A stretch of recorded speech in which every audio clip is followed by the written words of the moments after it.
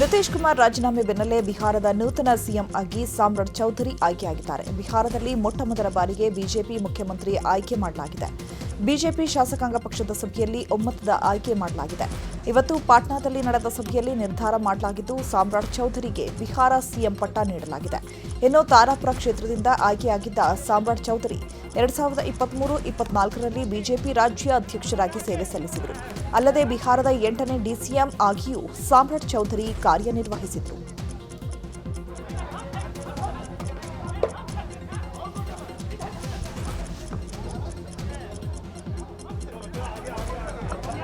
ये मेरे लिए जीवन में भारतीय जनता पार्टी ने जितना काम करने का मौका दिया, मैं ये कह सकता हूं कि एक राजनीतिक कार्यकर्ता के तौर पर लगभग 30 साल से काम कर रहा हूं और बिहार की तमाम नेताओं के सहयोग से बिहार में एनडीए की सरकार बना, तब भी उप मुख्यमंत्री के तौर पर वित्त विभाग के तौर पर काम करने का। ಇನ್ನು ಬಿಹಾರ್ಗೆ ಸಿಎಂ ಆಗಿ ಸಾಮ್ರಾಟ್ ಚೌಧರಿ ಆಯ್ಕೆ ಹಿನ್ನೆಲೆಯಲ್ಲಿ ನಾಳೆ ಬಿಹಾರದಲ್ಲಿ ಬೆಳಗ್ಗೆ 11 ಗಂಟೆಗೆ ಪದಗ್ರಹಣ ಕಾರ್ಯಕ್ರಮ ನಡೆಯಲಿದೆ. ಈಗಾಗಲೇ ಪದಗ್ರಹಣ ಕಾರ್ಯಕ್ರಮಕ್ಕೆ ಸಕಲ ಸಿದ್ಧತೆ ಮಾಡಿಕೊಳ್ಳಲಾಗಿದ್ದು ನಾಳೆ ಬಿಹಾರ ಸಿಎಂ ಆಗಿ ಸಾಮ್ರಾಟ್ ಚೌಧರಿ ಅಧಿಕಾರ ಸ್ವೀಕರಿಸಲಿದ್ದಾರೆ. ಬಿಹಾರ ಸಿಎಂ ನಿತೀಶ್ ಕುಮಾರ್ ರಾಜ್ಯಸಭಾ ಸದಸ್ಯರಾಗಿ ಪ್ರಮಾಣ ವಚನ ಸ್ವೀಕರಿಸಿದ್ದಾರೆ. ಈ ಹಿನ್ನೆಲೆ ಬಿಹಾರ ಸಿಎಂ ಸ್ಥಾನಕ್ಕೆ ನಿತೀಶ್ ಕುಮಾರ್ ರಾಜೀನಾಮೆ ನೀಡಿದ್ದಾರೆ. ಇವತ್ತು ಗವರ್ನರ್ಗೆ ರಾಜೀನಾಮೆ ಸಲ್ಲಿಕೆ ಮಾಡಿದ್ದಾರೆ. ಇನ್ನು ಇದಕ್ಕೂ ಮುನ್ನ ಸಂಪುಟ ಸಭೆ ನಡೆದಿದ್ದು, ಸಭೆ ಬಳಿಕ ಸಂಪುಟ ಸದಸ್ಯರ ಜೊತೆ ನಿತೀಶ್ ಫೋಟೋಶೂಟ್ ಮಾಡಿದ್ದಾರೆ. ಇನ್ನು ಫೋಟೋಶೂಟ್ ಬಳಿಕ ವಿಧಾನಸೌಧದ ಬಾಗಿಲವರೆಗೂ ಆಗಮಿಸಿದ ಸಂಪುಟ ಸದಸ್ಯರು ನಿತೀಶ್ ಕುಮಾರ್ಗೆ ಬೀಳ್ಕೊಡುಗೆ ಕೊಟ್ಟಿದ್ದಾರೆ. ಸಿಎಂ ರಾಜಕೀಯ ಕಾರ್ಯದರ್ಶಿ ಹುದ್ದೆಗೆ ರಾಜೀನಾಮೆ ನೀಡುವಂತೆ ನಸೀರ್ ಅಹಮದ್ಗೆ ಸೂಚನೆ ನೀಡಲಾಗಿತ್ತು ಅನ್ನೋ ಸುದ್ದಿಗಳು ಹರಿದಾಡ್ತಾ ಇತ್ತು. ಈ ಬೆನ್ನಲ್ಲೇ ನಾನ್ಯಾಕೆ ರಾಜೀನಾಮೆ ಕೊಡಲಿ ಅಂತ ನಿನ್ನೆಯಷ್ಟೇ ನಸೀರ್ ಹೇಳಿದ್ರು. ಇಂದು ನಸೀರ್ ಅವರನ್ನ ಹುದ್ದೆಯಿಂದ ವಜಾ ಮಾಡಲಾಗಿದೆ. ಸಿಎಂ ರಾಜಕೀಯ ಕಾರ್ಯದರ್ಶಿ ಹುದ್ದೆಯಿಂದ ಬಿಡುಗಡೆಗೊಳಿಸಲಾಗಿದೆ ಅಂತ ಪತ್ರ ಬರೆಯಲಾಗಿದೆ. ಇನ್ನು ನಿನ್ನೆಯಷ್ಟೇ ಸಿಎಂ ಭೇಟಿಯಾಗಿದ್ದ ನಸೀರ್ ಈ ಬಗ್ಗೆ ಚರ್ಚೆ ಮಾಡಿದ್ರು. ಸಿಎಂ ಸಿದ್ದರಾಮಯ್ಯ ಅವರನ್ನ ಕಾವೇರಿ ನಿವಾಸದಲ್ಲಿ ಜಮೀರ್ ಭೇಟಿಯಾಗಿದ್ದಾರೆ. ಭೇಟಿ ವೇಳೆ ಸಿಎಂ ಸಿದ್ದರಾಮಯ್ಯ ಜಮೀರ್ ವಿರುದ್ಧ ಗರಂ ಆಗಿದ್ದಾರೆ ಎನ್ನಲಾಗಿದೆ. ಬಂಡಾಯಕ್ಕೆ ಪ್ರಚೋದನೆ ನೀಡಿದ್ಯಾ ಅಂತ ಹೈಕಮಾಂಡ್ನವರು ಹೇಳ್ತಿದ್ದಾರೆ. ಹೈಕಮಾಂಡ್ಗೆ ನೀನೇ ಸಮಜಾಯಿಷಿ ನೀಡು ಅಂತ ಹೇಳಿದ್ದಾರೆ. ಈ ವೇಳೆ ಮಾತನಾಡಿದ ಜಮೀರ್ ಕೂಡ, ನಾನು ಆ ದಿನ ನಿಮ್ಮ ಮುಂದೆಯೇ ನಮ್ಮ ಸಮುದಾಯಕ್ಕೆ ಟಿಕೆಟ್ ನೀಡಿ ಅಂತ ಕೇಳಿದ್ದೆ. ಜಬ್ಬಾರ್ ಬಿಟ್ಟು ಯಾರಿಗಾದರೂ ಟಿಕೆಟ್ ನೀಡಿ ಅಂತ ಹೇಳಿದ್ದೆ. ನಿಮ್ಮ ಮಾತಿನಂತೆ ದಾವಣಗೆರೆಗೆ ಹೋಗಿ ಸುದ್ದಿಗೋಷ್ಠಿ ನಡೆಸಿದ್ದೇವೆ. ಸಮರ್ಥಪರ ಕೆಲಸ ಮಾಡಿದ್ದೇವೆ. ಆದರೆ ನಮ್ಮ ಅಗತ್ಯವಿಲ್ಲ ಅಂತ ರಿಜ್ವಾನ್ ಅರ್ಷದ್ ಸಲೀಂ ಅಹ್ಮದ್ಗೆ ಜವಾಬ್ದಾರಿ ಕೊಟ್ಟರು. ನಾನು ಕೂಡ ಕೇರಳ ಪ್ರಚಾರದಲ್ಲಿದ್ದೆ.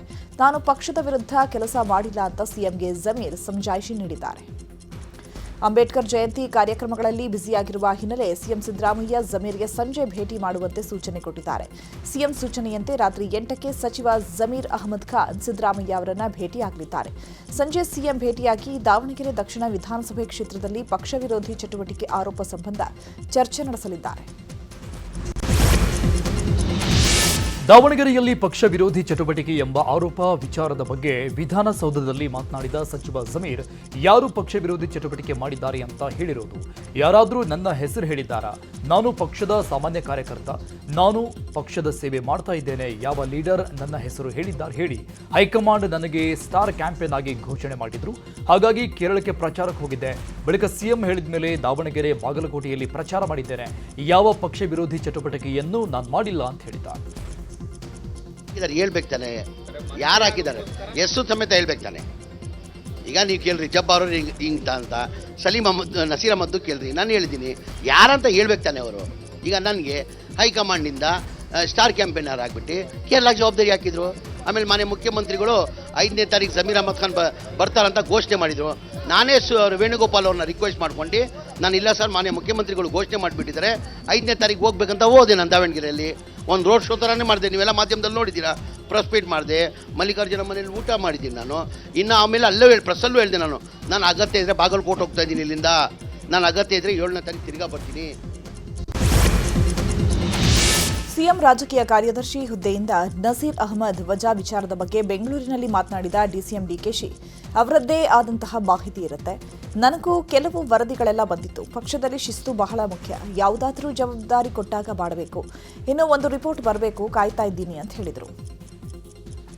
ಅವ್ರಿಗೆ ಆದಂತ ಮಾಹಿತಿ, ನಮಗೂ ಕೆಲವು ವರದಿಗಳೆಲ್ಲ ಬಂದಿತ್ತು, ವರದಿಗಳೆಲ್ಲ ಕೊಟ್ಟಿದ್ರು, ನಮಗೆ ಮಾಹಿತಿ ಇತ್ತು. ಪಕ್ಷದಲ್ಲಿ ಶಿಸ್ತು ಬಹಳ ಇಂಪಾರ್ಟೆಂಟು ಪಾರ್ಟಿಲಿ, ಯಾಕೆಂದ್ರೆ ಕೆಲವು ರೆಸ್ಪಾನ್ಸಿಬಿಲಿಟಿ ಕೊಟ್ಟಿರ್ತೀವಿ ನಾವು. ಏನಾಗಿದೆಯೋ ಅಂತ ಇನ್ನೂ ಒಂದು ರಿಪೋರ್ಟ್ ಬರಬೇಕು. ಜಮೀರ್ ವಿರುದ್ಧ ಕ್ರಮ ಆಗುತ್ತಾ ಎಂಬ ವಿಚಾರದ ಬಗ್ಗೆ ಮಾತನಾಡಿದ ಡಿಸಿಎಂ ಡಿಕೆಶಿ, ನನಗೆ ಮಾಹಿತಿ ಇಲ್ಲ, ನನಗೇನು ಮಾಹಿತಿ ಬಂದಿಲ್ಲ ಅಂತ ಹೇಳಿದರು. ಏನಾದರೂ ವರದಿ ಕೊಟ್ಟಿದ್ದಾರಾ ಸರ್? ಯಾಕಂದ್ರೆ ಅವರನ್ನು ಸಿಎಂ ಕರೆದು ಮಾತನಾಡಿದ್ದಾರೆ, ಅವ್ರ ವಿರುದ್ಧನೂ ಕ್ರಮ ಆಗಬಹುದು ಅನ್ನೋ ಚರ್ಚೆಗಳು ನಡೀತಾ ಇದೆ. ನನಗೆ ಮಾಹಿತಿ ಇಲ್ಲ, ನನಗೇನು ಮಾಹಿತಿ ಇಲ್ಲ, ನನಗೆ ಮಾಹಿತಿ ಇಲ್ಲ.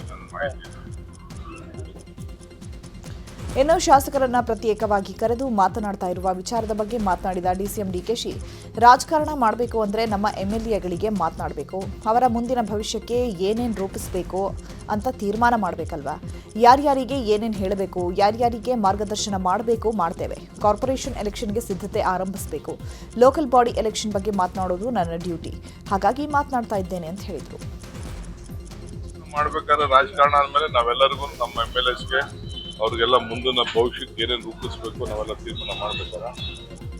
ಅವ್ರಿಗೆಲ್ಲ ಯಾರ್ಯಾರಿಗೆ ಏನೇನು ಹೇಳ್ಬೇಕು, ಯಾರ್ಯಾರಿಗೆ ಏನು ಗೈಡ್ ಮಾಡಬೇಕು ಅದೆಲ್ಲ ಮಾಡ್ತೀವಿ. ಎಲ್ಲರಿಗೂ ಕರೆದು ಇನ್ನೆಲ್ಲ ಸಿದ್ಧತೆ ಆಗಬೇಕು. Corporation election, local body elections ಇವೆಲ್ಲ ಇರ್ತದೆ. ಅವೆಲ್ಲ ಮಾತಾಡೋದು ನನ್ನ ಡ್ಯೂಟಿ. ಪಾರ್ಟಿ ಪ್ರೆಸಿಡೆಂಟ್ ಆಗಿ ನಾನು ಮಾತಾಡಿಲ್ಲ, ಇನ್ಯಾರು ಮಾತಾಡ್ತಾರೆ? ಆಮೇಲೆ ಕಳಿಸಿದ್ದೆ.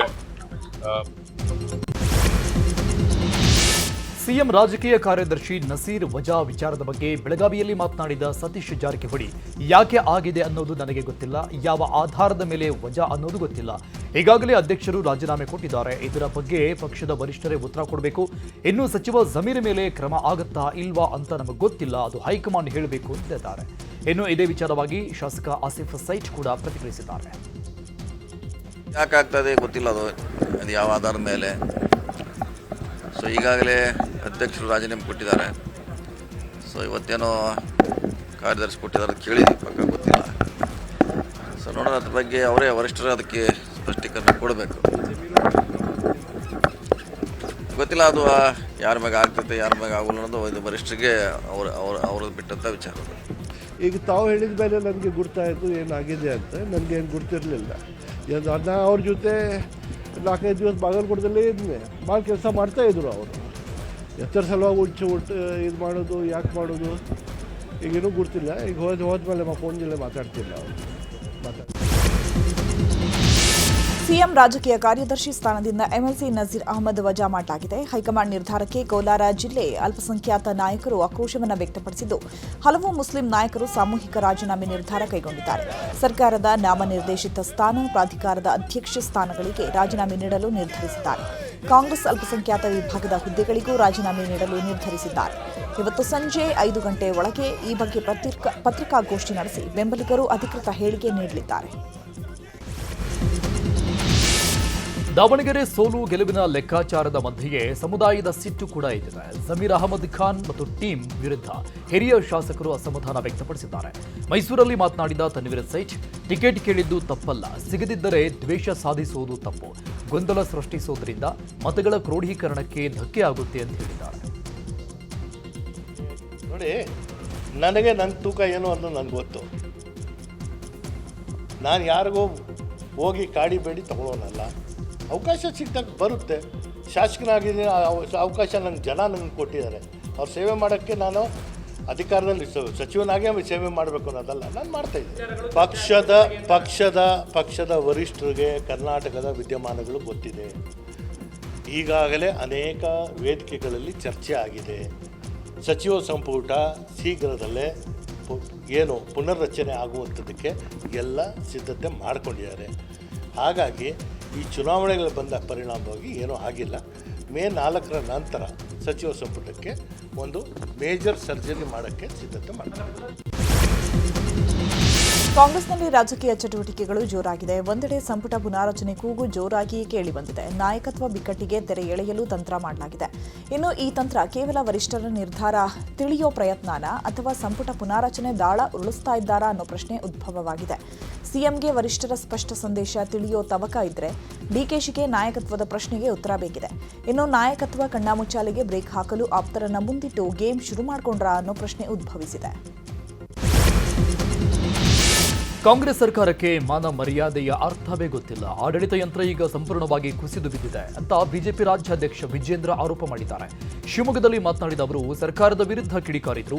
30 ಶಾಸಕರು ದೆಹಲಿಗೆ ಹೋಗಿ ಕುಳಿತು ಲಾಬಿ ಮಾಡ್ತಾ ಇದ್ದಾರೆ. ಮುಖ್ಯಮಂತ್ರಿಯ ಕುರ್ಚಿಗಾಗಿ ನಡೀತಾ ಇರುವ ಬಡಿದಾಟದಿಂದ ಆಡಳಿತ ಯಂತ್ರ ಸಂಪೂರ್ಣವಾಗಿ ಕುಸಿದಿದೆ. ಬೆಂಗಳೂರು ಸಂಪೂರ್ಣವಾಗಿ ಬಣಗುಡುತ್ತಿದೆ. ಸಿಎಂ ಡಿಸಿಎಂ ನಡುವೆ ಬಡಿದಾಟ ಹೆಚ್ಚಾಗಿದೆ. ಅವರಿಬ್ಬರ ಬಡಿದಾಟದಲ್ಲಿ ಜನ ಅನುಭವಿಸ್ತಾ ಇದ್ದಾರೆ ಅಂತ ಆರೋಪ ಮಾಡಿದ್ದಾರೆ. ಸರ್ಕಾರಕ್ಕೆ ಮಾನ ಮರ್ಯಾದೆ ಅದರ ಅರ್ಥನೂ ಗೊತ್ತಿಲ್ಲ, ಅದು ಇಲ್ಲೂ ಇಲ್ಲ. ಉಪಚುನಾವಣೆ ಬಂದಾಗ ಯಾವ ರೀತಿ ಮುಖ್ಯಮಂತ್ರಿಗಳು ಬಾಗಲಕೋಟೆಯಲ್ಲೇ ಬಿಟ್ಟಿದ್ರು ತಾವು ನೋಡಿದ್ರಿ. ಆಡಳಿತ ಯಂತ್ರ ಸಂಪೂರ್ಣ ಕುಸಿಬಿದ್ದಿರುವಂಥ ಈ ಸಂದರ್ಭದಲ್ಲಿ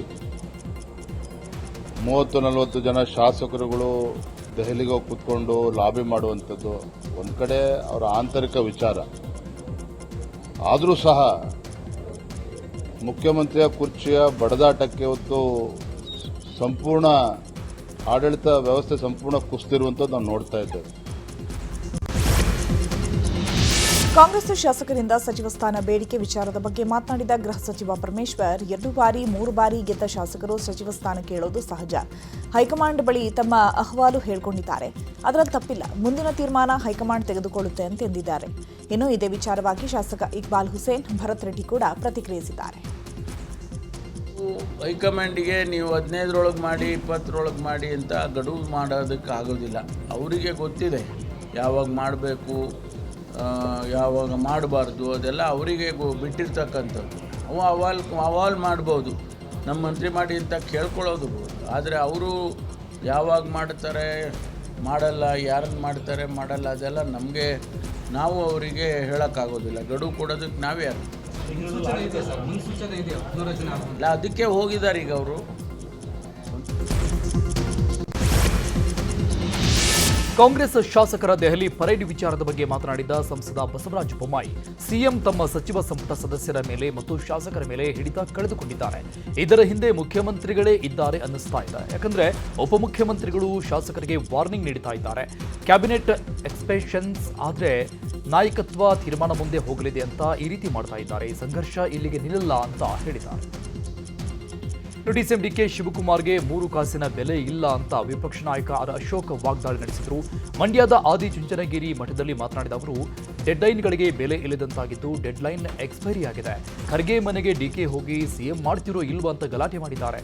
2 ವರ್ಷದಿಂದ ಕಾಂಗ್ರೆಸ್ ಪಕ್ಷ ಸತ್ತು ಹೋಗಿದ್ದು ಬರೀ ಆಂತರಿಕ ಜಗಳ ಅಷ್ಟೇ ನಡೀತಾ ಇದೆ. ಡಿಕೆ ಶಿವಕುಮಾರ್ ಬೆದರಿಕೆಗೆ ಜಗ್ಗದೆ ಶಾಸಕರು ದೆಹಲಿಗೆ ಹೋಗಿದ್ದಾರೆ ಅಂತ ವಾಗ್ದಾಳಿ ನಡೆಸಿದ್ದಾರೆ.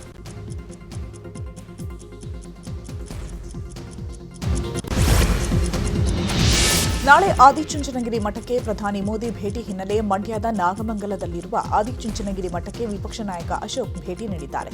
ಶ್ರೀಗಳ ಆಶೀರ್ವಾದ ಪಡೆದುಕೊಂಡ ಬಳಿಕ ವೇದಿಕೆ ಹಾಗೂ ಭೈರವೈಕ್ಯ ಮಂದಿರದ ವೀಕ್ಷಣೆ ಮಾಡಿದ್ದು ನಾಳಿನ ಕಾರ್ಯಕ್ರಮದ ಮಾಹಿತಿಯನ್ನು ಪಡೆದುಕೊಂಡಿದ್ದಾರೆ.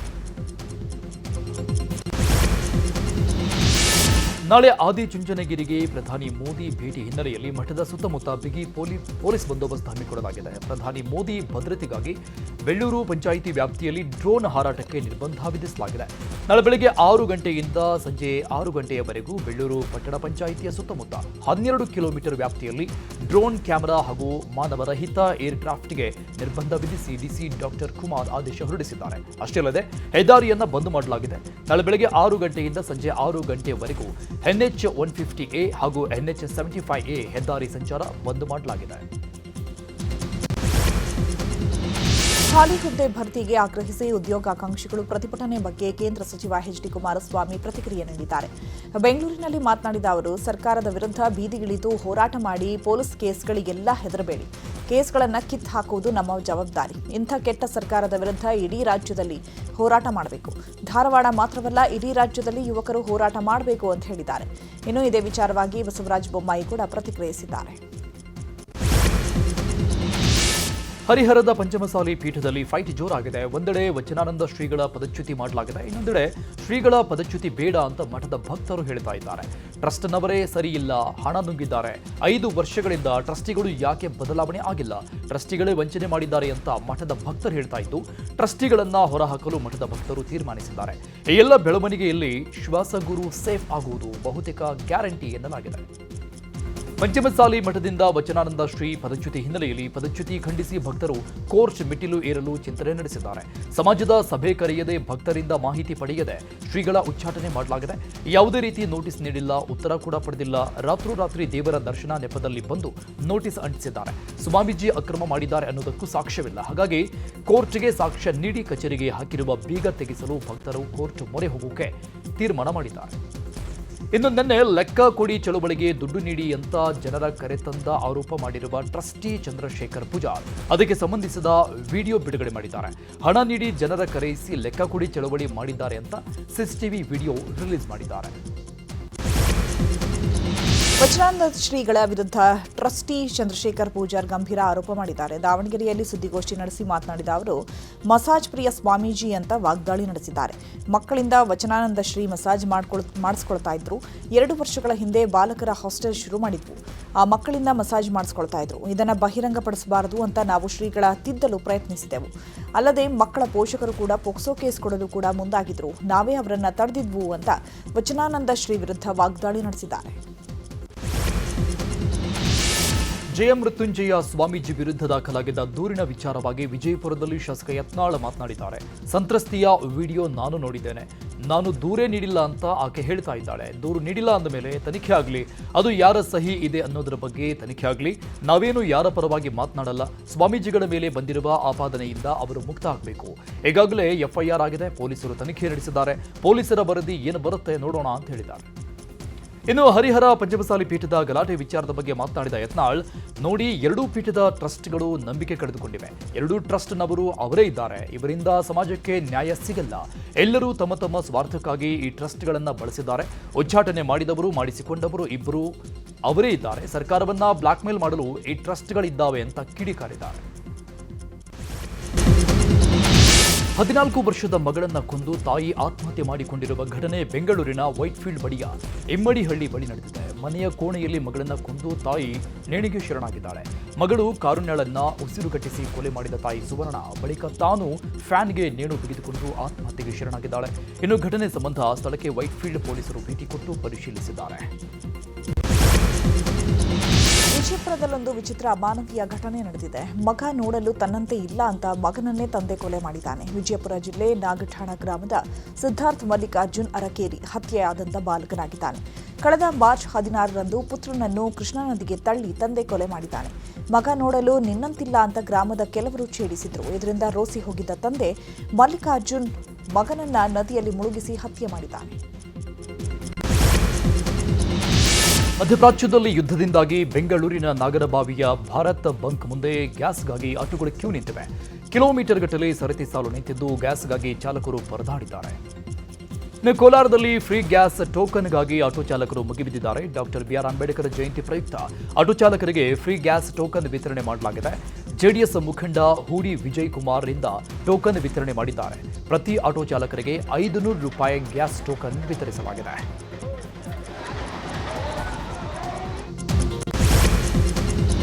ಕಾಂಗ್ರೆಸ್ ಯುವ ಮುಖಂಡ ಫೈರೋಜ್ ಕೊಲೆ ಪ್ರಕರಣಕ್ಕೆ ಸಂಬಂಧಪಟ್ಟಂತೆ ಮೃತ ಫೈರೋಜ್ ಮನೆಗೆ ಸಚಿವ ಸಂತೋಷ್ ಲಾಡ್ ಭೇಟಿ ನೀಡಿ ಕುಟುಂಬಸ್ಥರಿಗೆ ಸಾಂತ್ವನ ಹೇಳಿದ್ದಾರೆ. ಬಳಿಕ ಮಾಧ್ಯಮಗಳಿಗೆ ಮಾತನಾಡಿದ ಸಂತೋಷ್ ಲಾಡ್, ಕೊಲೆಗೆ ವೈಯಕ್ತಿಕವೋ ವ್ಯವಹಾರವೋ ಅನ್ನೋದರ ಬಗ್ಗೆ ತನಿಖೆ ನಡೆಸಲಾಗ್ತಾ ಇದೆ. ಪ್ರಕರಣಕ್ಕೆ ಸಂಬಂಧಪಟ್ಟಂತೆ 9 ಜನರನ್ನು ಬಂಧಿಸಲಾಗಿದೆ. ಸಮಗ್ರವಾಗಿ ತನಿಖೆ ಮಾಡುವಂತೆ ಪೊಲೀಸ್ ಕಮಿಷನರ್ಗೆ ಸೂಚನೆ ನೀಡಿದ್ದೇನೆ. ಕಾನೂನಾತ್ಮಕವಾಗಿ ಅವರ ಕುಟುಂಬಕ್ಕೆ ನ್ಯಾಯ ಸಿಗುತ್ತೆ ಅಂತ ಹೇಳಿದರು. ಚಿಕ್ಕಮಗಳೂರಿನ ಕೆಮ್ಮಣ್ಗುಂಡಿಯ ಝೆಡ್ ಪಾಯಿಂಟ್ನಲ್ಲಿ ಭೀಕರ ಕಾಡ್ಗಿಚ್ಚು ಸಂಭವಿಸಿದೆ. ಗುಡ್ಡದಲ್ಲಿ ಏಕಾಏಕಿ ಬೆಂಕಿ ಕಾಣಿಸಿಕೊಂಡಿದ್ದು ಹೊತ್ತಿ ಉರಿದಿದೆ. ನಿನ್ನೆಯೂ ಕೆಲವೆಡೆ ಬೆಂಕಿ ಕಾಣಿಸಿಕೊಂಡಿದ್ದು ಅಪಾರ ಪ್ರಮಾಣದ ಅರಣ್ಯ ಬೆಂಕಿಗಾಹುತಿಯಾಗಿದೆ. ಇವತ್ತು ಕೂಡ ಕೆಲ ಪ್ರದೇಶದಲ್ಲಿ ಕಾಡ್ಗಿಚ್ಚು ಕಾಣಿಸಿಕೊಂಡಿದ್ದು ಬೆಂಕಿ ನಂದಿಸಲು ಅರಣ್ಯ ಸಿಬ್ಬಂದಿ ಹರಸಾಹಸ ಪಡುತ್ತಿದ್ದಾರೆ. ಸಮೀಕ್ಷಾ ರೆಡ್ಡಿ ಸಾವಿಗೆ ಕಾರಣವಾದ ನೀರಾನೆ ಸಾವನ್ನಪ್ಪಿದೆ. ಶಿವಮೊಗ್ಗ ಮೃಗಾಲಯದಲ್ಲಿ ಹಂಸಿನಿ ನೀರಾನೆ ಮೃತಪಟ್ಟಿದೆ. ಗರ್ಭಪಾತ ಹಾಗೂ ತೀವ್ರ ಸೋಂಕಿನಿಂದ ಬಳಲ್ತಾ ಇದ್ದಂತಹ ಹಂಸಿನಿ ಚಿಕಿತ್ಸೆ ಫಲಕಾರಿಯಾಗದೆ ಸಾವನ್ನಪ್ಪಿದೆ. ಡಾಕ್ಟರ್ ಸಮೀಕ್ಷಾ ರೆಡ್ಡಿ ಮೃತಪಟ್ಟಾಗಲೇ ಘಾಸಿಯಾಗಿದ್ದ ನೀರಾನೆ ಚೇತರಿಕೆ ಕಂಡಿರಲಿಲ್ಲ. ಸತತ ಚಿಕಿತ್ಸೆ ನೀಡಿದರೂ ನೀರಾನೆ ಬದುಕುಳಿಯಲಿಲ್ಲ. ರಾಜ್ಯದ 5ಕ್ಕೂ ಹೆಚ್ಚು ಜಿಲ್ಲೆಗಳಲ್ಲಿ 40 ಡಿಗ್ರಿ ಸೆಲ್ಸಿಯಸ್ ತಾಪಮಾನ ದಾಟಿದೆ. ಕಲಬುರಗಿಯಲ್ಲಿ 42 ಡಿಗ್ರಿ ಸೆಲ್ಸಿಯಸ್ ತಾಪಮಾನ ದಾಖಲಾಗಿದ್ದು, ಇನ್ನು ಬೆಂಗಳೂರಲ್ಲಿ 36 ಡಿಗ್ರಿ ಸೆಲ್ಸಿಯಸ್ ಇದ್ದು, ಮುಂದಿನ ದಿನಗಳಲ್ಲಿ ಬೆಂಗಳೂರಲ್ಲಿ 38 ಡಿಗ್ರಿ ತಲುಪುವ ಸಾಧ್ಯತೆ ಇದೆ. ಇನ್ನು ಗದಗ, ರಾಯಚೂರು, ವಿಜಯಪುರ, ಯಾದಗಿರಿಯಲ್ಲಿ 40 ಡಿಗ್ರಿ ತಾಪಮಾನ ದಾಖಲಾಗಿದ್ದು, ಬೀದರ್, ಬಳ್ಳಾರಿ, ವಿಜಯನಗರ, ಬಾಗಲಕೋಟೆ, ಕೊಪ್ಪಳ ಜಿಲ್ಲೆಗಳಲ್ಲಿ ಉಷ್ಣ ಅಲೆ ಹೆಚ್ಚಾಗುವ ಸಾಧ್ಯತೆ ಇದೆ. ನಾಳೆ ಆರ್ಸಿಬಿ ಹಾಗೂ ಲಕ್ನೋ ವಿರುದ್ಧ ಐಪಿಎಲ್ ಪಂದ್ಯಾವಳಿ ಚಿನ್ನಸ್ವಾಮಿ ಕ್ರೀಡಾಂಗಣದಲ್ಲಿ ನಡೆಯಲಿದೆ. ಹೀಗಾಗಿ ಸ್ಟೇಡಿಯಂ ಬಳಿ ಪೊಲೀಸರ ಭದ್ರತೆ ಒದಗಿಸಲಾಗಿದೆ. ಈಗಾಗಲೇ ಭದ್ರತೆಗಾಗಿ 2,000 ಜನ ಪೊಲೀಸರ ನಿಯೋಜಿಸಲಾಗಿದೆ. ಬ್ಲಾಕ್ ಟಿಕೆಟ್ ಮಾರುವವರ ವಿರುದ್ಧ ಕಾರ್ಯಾಚರಣೆ ಮಾಡಲು 7 ತಂಡಗಳ ನಿಯೋಜಿಸಲಾಗಿದೆ. ಟಿಕೆಟ್ ಇಲ್ಲದೆ ಸ್ಟೇಡಿಯಂ ಬಳಿ ಬರುವಂತಿಲ್ಲ. ಟಿಕೆಟ್ ಇಲ್ಲದೆ ಗುಂಪು ಸೇರಿದರೆ ಅಂತವರ ವಿರುದ್ಧ ಕ್ರಮ ತೆಗೆದುಕೊಳ್ಳಲಾಗುವುದು ಅಂತ ಸೂಚಿಸಲಾಗಿದೆ. ಇನ್ನು ವಾಹನ ನಿಲುಗಡೆಗೂ ಸ್ಟೇಡಿಯಂನ ಸುತ್ತಲಿನ ರಸ್ತೆಗಳಲ್ಲಿ ವ್ಯವಸ್ಥೆ ಮಾಡಲಾಗಿದೆ.